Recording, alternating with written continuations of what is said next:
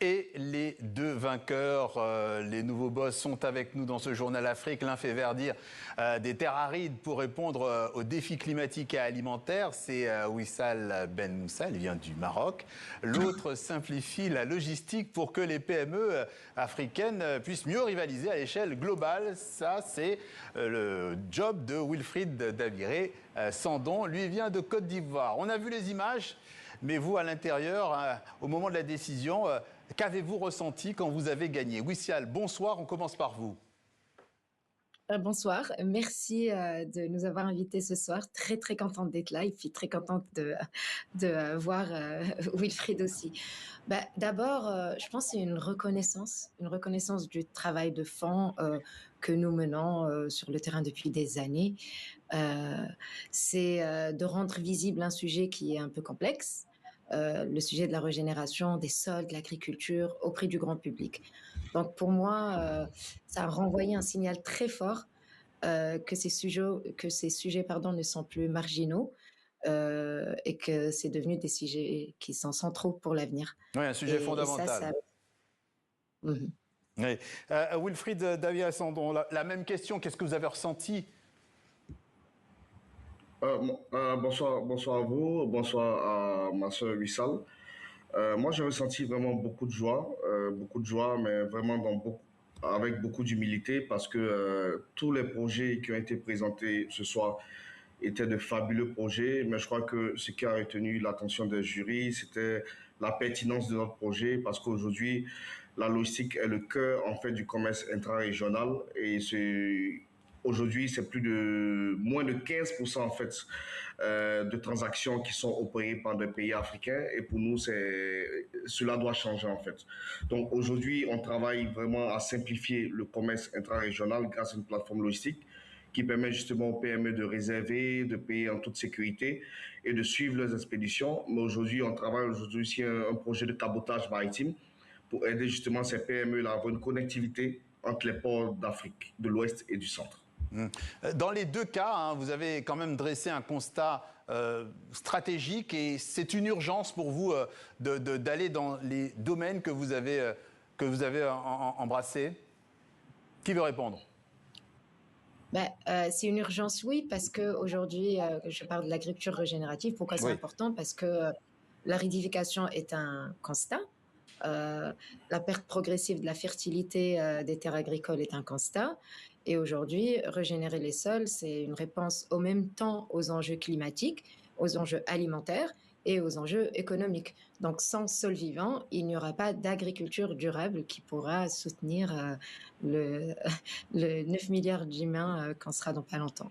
Pour la nourriture. Et l'exigence réglementaire est en train de suivre. Oui. Et c'est là où nous, on s'inscrit avec la plateforme. Est-ce que ce qui va changer, effectivement, pour les agriculteurs, c'est que leur vie va aussi changer en s'adaptant?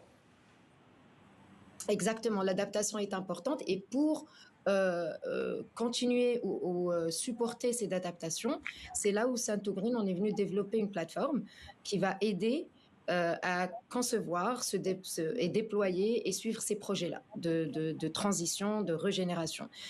Très concrètement, on va prendre ce sujet qui est très complexe et on va croiser des données du sol, de climat, d'écosystème, recommander des bonnes pratiques agricoles, mais surtout mesurer cet impact dans le temps et pouvoir en sortir des reportings qui sont certifiables, que ce soit pour le marché de la compensation, que ce soit carbone, biodiversité ou autre, ou sur d'autres besoins de MRV certifiés. Voilà. Wilfried, comment votre société EasyChain simplifie-t-elle le parcours d'une marchandise qui part d'Afrique vers le monde? Ok, merci beaucoup. Aujourd'hui, on a mis en place une plateforme digitale, justement, qui permet à la PME ou à une entreprise de pouvoir simplifier, en fait, ses expéditions en déjà payant les fournisseurs en monnaie étrangère parce que c'était là le nœud du problème. Parce que la plupart de nos PME, justement, ne sont pas bancarisées et souvent utilisent le marché noir, en fait, pour les transactions. Et souvent, même quand elles partent à la banque, souvent les transactions sont très élevées.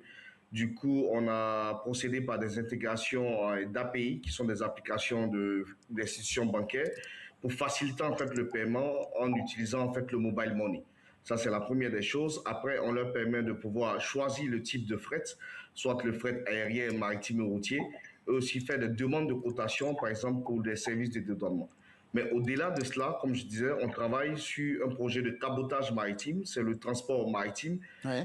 sur des pays qui sont situés sur la même côte, parce qu'on a remarqué qu'il n'y a pas de connectivité entre les ports principaux et les ports secondaires en Afrique de l'Ouest et du Centre, ce qui fait que justement le temps de transit est long, parce que généralement c'est 12 jours dans le domaine maritime, mais aujourd'hui on a des temps de transit en Afrique qui partent jusqu'à 62 jours.